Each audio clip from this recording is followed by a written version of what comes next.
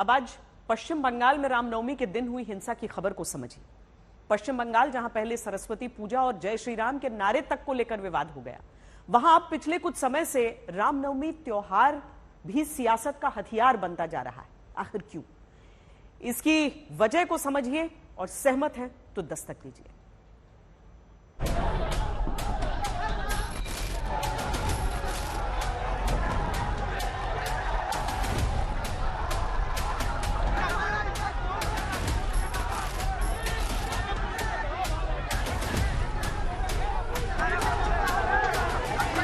रामनवमी पर पश्चिम बंगाल का हावड़ा शहर भी हिंसा का गवाह बनता है।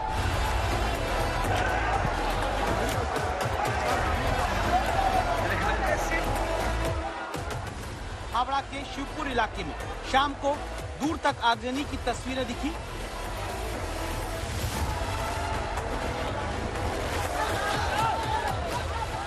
दावा है बीएचपी, बजरंग दल समेत कई हिंदुवादी संगठनों ने रामनवमी पर प्रदेश में शोभा यात्रा निकालने का पहले से ऐलान किया था। पत्थरबाजी और आगजनी के बाद पुलिस थोड़ी देर बाद इन तस्वीरों में शोभा यात्रा निकालने वाले संगठन के लोगों को ही हिरासत में लेती दिखती। चोर नहीं है, चोर नहीं है।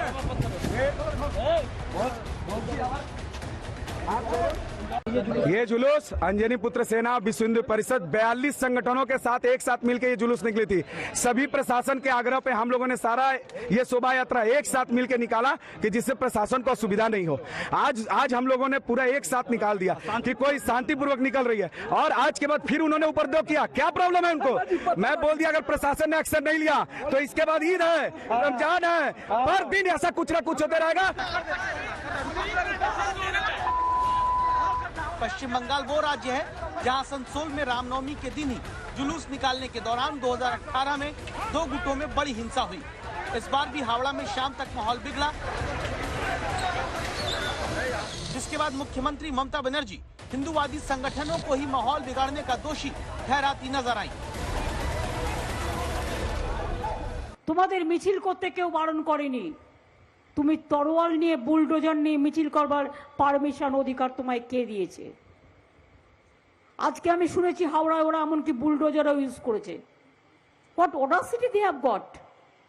রিপ্লাই তোমায় দেব, বিপিটিং রিপ্লাই। তোমার যে রুট ছিল সেই রুট তুমি চেঞ্জ করলে কেন? তুমি আনঅথরাইজড রুটে গেছো ইচ্ছা করে একটা কমিউনিটিকে ধাক্কা দেবার জন্য এবং হামলা করার জন্য। हावड़ा की हिंसा पर सीधे हिंदुवादी संगठन के लोगों को रूट बदलकर जानबूझकर साजिश रच के हिंसा करने की बात मुख्यमंत्री ने तुरंत कैसे कही? क्या उन्होंने जांच करा ली जो वो दोषियों को सख्त कार्रवाई के लिए तैयार रहने को बताने लगी? যারা আজকে দাঙ্গা করেছে যতই মামলা করুক আর হামলা করুক, কোন রকম এক্সকিউজ আমি শুনবো না। পুলিশরা অনেক কাজ করে, কখনো কখনো আবার ভয় পেয়ে যায় দুদিকে রিলেশন রাখতে গিয়ে। আমি পরিষ্কার বলছি, আজকের ঘটনায় যারা দায়ী, যারা ঢুকতে দিয়েছে, আমি তাদের বিরুদ্ধে স্ট্রং অ্যাকশন নেব। ममता बनर्जी बतौर बंगाल के मुख्यमंत्री और गृह मंत्री इस हिंसा के लिए सीधे तौर पर जिम्मेदार हैं। जब बंगाल में 10,000 से अधिक रामनवमी के जुलूस निकल रहे हैं, उस दिन ममता बनर्जी हिंदुओं की भावनाओं को, उनकी आस्थाओं को दरकिनार करके धरने पर बैठी हुई थी।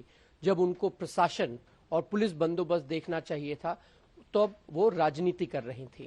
साथ ही में उन्होंने हिंदुओं को ये हिदायत भी दी कि मुसलमान इलाकों से ना गुजरे। आज़ाद हिंदुस्तान में मुसलमान इलाके क्या होते हैं ये हमारी समझ से परे है। उनके तुष्टीकरण की राजनीति इस हिंसा के लिए सीधे तौर पर जिम्मेदार है। रामनवमी के दिन भी केंद्र सरकार के खिलाफ धरना देती रही ममता बनर्जी को बीजेपी नेता हिंदू विरोधी बताते हैं। इन्होंने जब देखा इनका कोई क्षमता नहीं है और हम लोगों को रोकने का, और इसमें मुसलमान लोग भी उनसे दूर हो रहा है। मुसलमान लोग भी सोचेगा जब ममता जी तो धरना में बैठ गया इसीलिए कुछ नहीं किए। इसीलिए हर तरह से इन्होंने अभी सब सोच के ही इन्होंने जानबूझ के ये 2 दिन चुना, नहीं तो रामनवमी का दिन चुनने का कोई ज्यादा उचित तो नहीं था। पश्चिम बंगाल में रामनवमी का दिन भयंकर राजनीति की चपेट में रहा। क्या इसी वजह से हावड़ा में हिंसा भी हुई? इसे समझने के लिए पहले आप मालदा की तस्वीरें देखिए। यहाँ शोभा यात्रा में हथियार लेकर शक्ति प्रदर्शन करते कुछ लोग जाते दिखे। सवाल है, क्या राम की शोभा यात्रा में ऐसे हथियार लेकर चलना जरूरी है? फैसला आप खुद तय करिए। लेकिन रामनवमी को लेकर ममता का दिन भर पहले ये बयान चर्चित रहा, जिसमें ममता हिंदू संगठनों को शोभा यात्रा के दौरान मुस्लिम इलाके से दूर रहने के लिए कहती हैं। বলছেন টিভিতে রেকর্ড আছে, রামনবমীর দিন যা অস্ত্র পাবো নিয়ে বেরোবো, দেখবো কে কি করতে পারে। আরে তোর যা অস্ত্র তুই তাই নিয়ে যা, আমি রামনবমীর মিছিল আটকাবো না। কিন্তু মনে রাখো, মিছিল আমরাও করবে, তোমরাও করবে। রমজান মাসও চলছে, রোজার মাসও চলছে। একটা মুসলিম এরিয়ায় গিয়ে হামলা করলে মনে রাখো তার বিরুদ্ধে আইনত পদক্ষেপ নেবে। মিছিল মিটিং করার তোমার অধিকার আছে, দাঙ্গা করার অধিকার নেই। रामनवमी और रमजान बंगाल की राजनीति में कैसे इस्तेमाल हो रहा है, इसे समझिए। एक तरफ रामनवमी से हनुमान जयंती तक बीएचपी और उसके दूसरे संगठन हफ्ते भर चलने वाली शोभा यात्राओं कार्यक्रमों की योजना बनाते हैं। दूसरी तरफ ममता बनर्जी हिंदू संगठनों को मुस्लिम इलाके से दूर रहकर चलने की बात कहती हैं। एक तरफ संघ के संगठनों की तरफ से पश्चिम बंगाल में 2000 जगहों पर कार्यक्रम की रूपरेखा बनती है। दूसरी तरफ ममता का बयान आता है कि रमजान में मुस्लिम कुछ गलत कर ही नहीं सकते। 2019 के लोकसभा चुनावों में बीजेपी बंगाल में 18 सीट पर जीतती है। इस विजय के पीछे पिछले कुछ वर्षों में तेजी से बढ़ते जा रहे ऐसे धार्मिक कार्यक्रमों को वजह माना जाता है, जहां पहले दुर्गा पूजा, काली पूजा और सरस्वती पूजा का ही ज्यादा चलन रहा। क्या इसीलिए रामनवमी पर हावड़ा में निकलती शोभा यात्रा सियासी साजिश से हिंसा की चपेट में आई है? कोलकाता से अनुपम मिश्रा के साथ सूर्याग्नि रॉय, हावड़ा आज तक।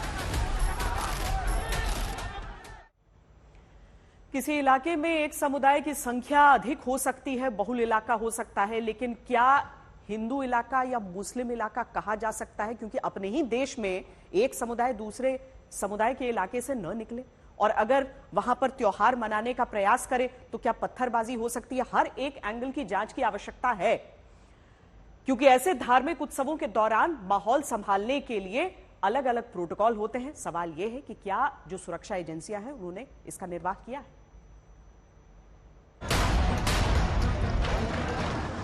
रामनवमी पर हिंसा होने के लिए पुलिस की लापरवाही के खिलाफ क्यों न दस्तक दी जाए, जबकि वडोदरा की ये दो तस्वीरें सवाल पूछती हैं, जहां गुरुवार दोपहर रामनवमी की शोभा यात्रा निकालने के दौरान पथराव हुआ, पुलिस आ गई, वहीं थोड़ी देर बाद फिर पथराव हो जाता है।